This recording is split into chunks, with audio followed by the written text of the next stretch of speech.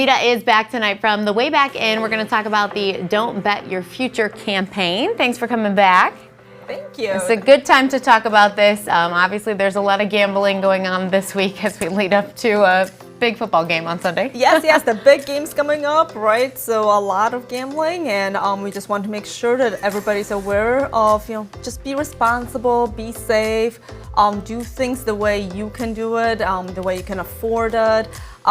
Look at it as fun and entertainment. Do not look at it as an ability to make money, right? Don't bet your future on it. You definitely will not be able to pay your bills with this. This is supposed to be fun, entertainment. Yeah, and that's why I love talking to you about this, because you're not telling people, like, don't bet $10 if Taylor Swift is shown 6 times. That's not what you're saying. Right. You're saying $10 is a good amount to bet. Right. Let's be smart. Right. If you look at your expenses and you go, I paid all my bills, right? I can buy my food for the week, and I have $10, and I'm going to spend this $10 on some form of entertainment. Yeah. If this is entertainment for me, go for it, right?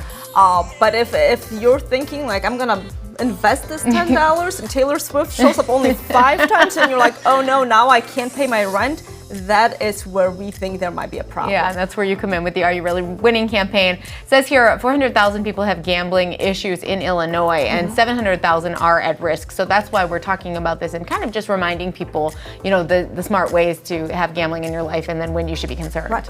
And when we talk about those numbers, they are up to 1 million people in the state of Illinois. And those are people who really do need help. Those are people who either have a gambling use disorder or are at risk for gambling use disorder.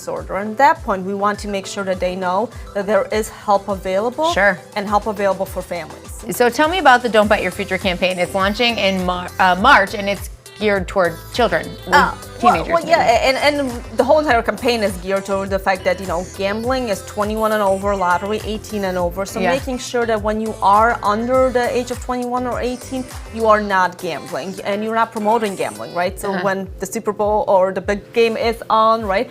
Nobody is asking kids to buy squares. Nobody's telling kids to pick, which ones. We want to make sure that it's a safe environment and that kids know that under 21, your brain is developed very differently. Sure. And the way you respond to the triggers of gambling and when there's money involved is very different, and it can have different consequences.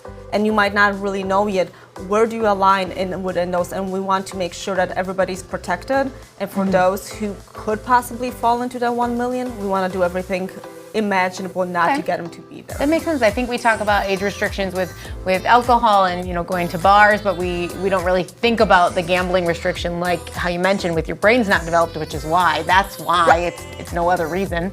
That is really what it is, right? Same thing with alcohol, right? We're not putting on these arbitrary numbers like somebody was sitting around and be like, what age should we pick this? There really is research behind that, and same thing with gambling. Yeah, you have a lot going on this month and next with the Are You Really Winning campaign. Where can we go to get more information? So areyoureallywinning.com or 1-800-GAMBLER. And then, we're promoting also the art campaign, as well as we have our first ever African American conference at UIC in Chicago. It's open to the public, kind of making sure that everybody's educated in relation to gambling use disorders. Awesome. You can get more details on their website on that too. Thanks so much for coming in. Thank you. Coming up next, we're off to Louis Tap House to see if they're making the State Line's best party food. We'll be right back.